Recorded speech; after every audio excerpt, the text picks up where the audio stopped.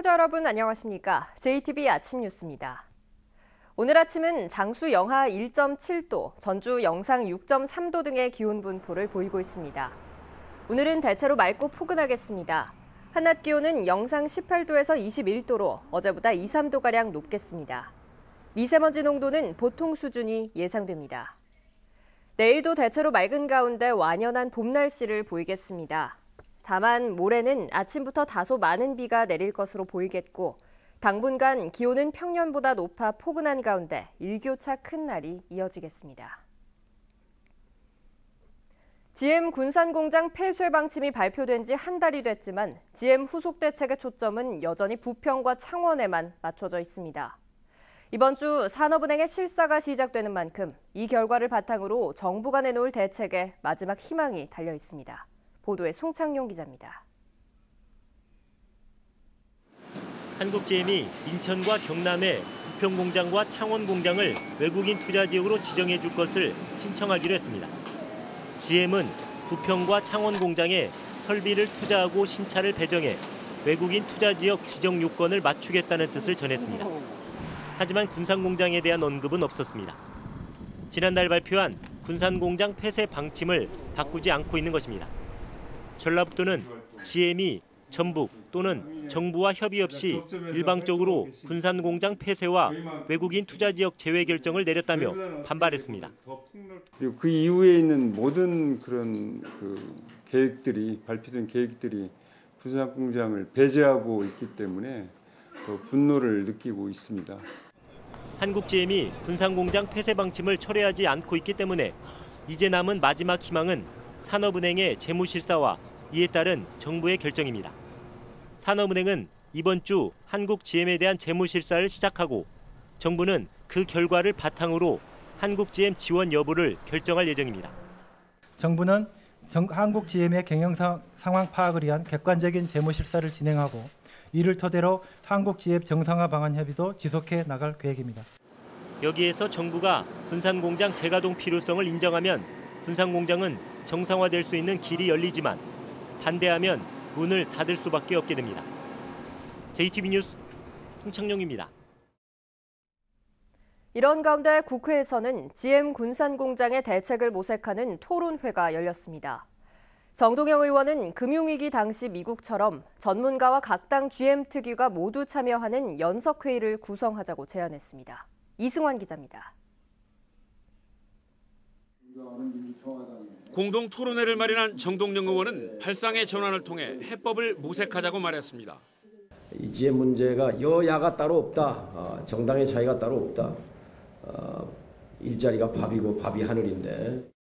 노회찬 의원은 이제는 우리 정부가 GM과의 결별도 각오해야 실사도 또 협상도 성과를 낼 수 있다고 말했습니다. 마치 아이의 밥그릇을 빼앗아 먹는 악덕 부모와 같습니다.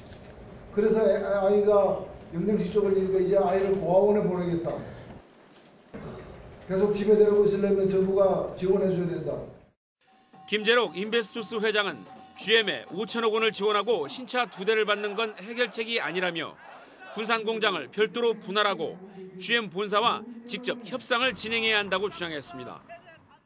GM 본사가 자율주행차 전기차의 주요 파트너라면 참석하겠다 뜻을 갖고 있다. 그러면 그때부터 새로운 협상을 해야 됩니다. 국내에서 개발된 스파크를 토대로 미국에서 생산하고 있는 GM의 전기차 볼트의 생산 물량을 유치해야 한다는 의견도 나왔습니다. GM이 좀 군산 공장에 가져오면 좋겠다는 생각을 가지고 있고 이것을 저희가 좀 마지막까지 노력을 해봐야 된다고 생각을 합니다.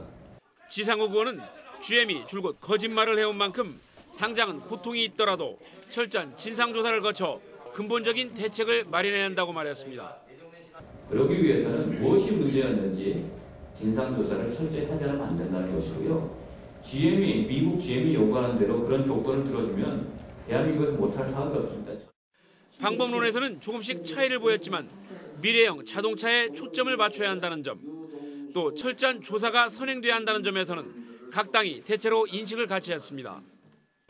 정동영 의원은 5 정당의 공동 토론회를 개최한 데 이어서 각 정당의 GM TF 팀장들과 문재인 대통령의 회담을 청와대에 제안했습니다. JTB 뉴스 이승환입니다. 도내 연극인들이 최근 잇따르고 있는 성추문 사태에 대해 머리를 숙여 사죄했습니다. 또 다른 피해가 있는지 조사하고 강력한 재발 방지 대책도 마련하겠다고 밝혔습니다. 하원호 기자입니다. 극단 대표에게 성추행을 당했다고 폭로한 배우 송원 씨. 또 다른 극단 대표에게 성폭행을 당했다고 털어놓은 연극 배우와 연극인 출신 전주대 교수의 성폭력 의혹까지 연극계에 잇따른 추문에 전북 연극협회가 고개를 숙였습니다. 다시 한번 사죄하고 고개 숙입니다. 앞으로 정도를 걸을 것임을 이 자리에서 다시 한번 맹세해 드리겠습니다. 이번 미투 운동으로 극단 3곳과 극단 대표 등 3명을 영구 제명한 연극협회는 비상대책위원회를 구성해 추가 피해가 있는지 조사하고 있습니다. 저에 대한 피해자를 보호하면서 이 일에 대해서 단호하고 여태까지 선례에 의해서 정리할 것을 약속하고요. 이번 기회에 연극계에 남아있는 불합리한 관행도 모두 고치겠다고 밝혔습니다. 연극협회는 또 극단 해체로 둥지를 잃은 배우들에 대해서는 기존 극단에서 충원하거나 새 극단 창단을 돕겠다고 밝혔습니다. JTB 뉴스 하원호입니다. 전북의 여성단체들이 미투 특별위원회를 구성했습니다. SNS의 상담 창구를 개설하고 피해 여성들에게 법률 지원을 하기로 했습니다. 또 6월 지방선거에서 성범죄 의혹이 있는 정치인을 공천에서 배제할 것을 촉구했습니다. 김철 기자입니다. 전북에서 직장 내 성차별을 받는 여성은 갈수록 급증하고 있습니다. 직장 내 성희롱 상담 증가 추세가 2013년에는 236건에서 2017년에는 692건으로 약 3배가 증가를 하였습니다. 전북 여성단체 연합과 여성의 전화, 성폭력 예방치료센터 등 9개 여성단체가 미투 특별위원회를 구성했습니다. 특별위는 성폭력을 근절하고 2차 피해를 막기 위해 SNS에 상담 창구를 개설한다고 밝혔습니다. 피해자의 용기 있는 고백을 유도하기 위해 자문 변호사의 법률적인 지원도 함께 하기로 했습니다. 나도 그랬어라는 미투 자체가 또 다른 사람에게 용기가 되고 치유가 됩니다.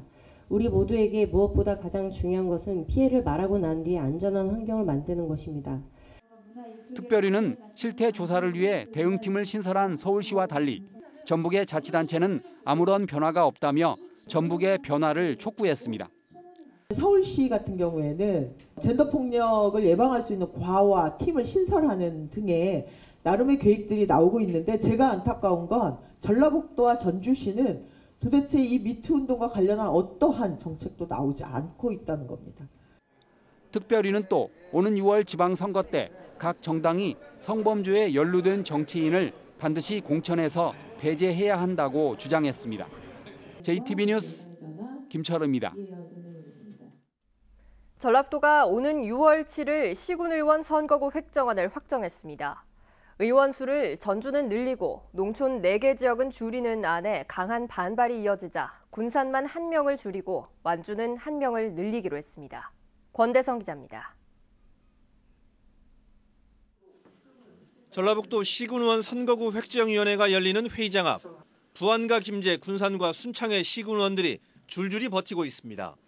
자신들이 속한 4곳의 의원 1명씩을 줄이고 전주시의원 4명을 늘리는 시군의원 선거구 획정안이 지역 대표성을 무시하는 거라면서 철회를 압박하는 겁니다. 지역의 대표성이라든가 지역의 동질성이 우선 확보돼야 된다. 이런 말씀을 드리고 싶고요. 결국 선거구 획정위원회가 장시간의 비공개 회의 끝에 선거구 획정안을 다시 조정해 내놨습니다.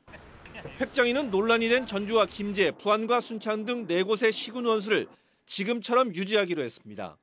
군산의 시의원 수를 1명 줄이고 인구가 늘어난 완주는 군의원 수를 1명 늘리기로 했습니다.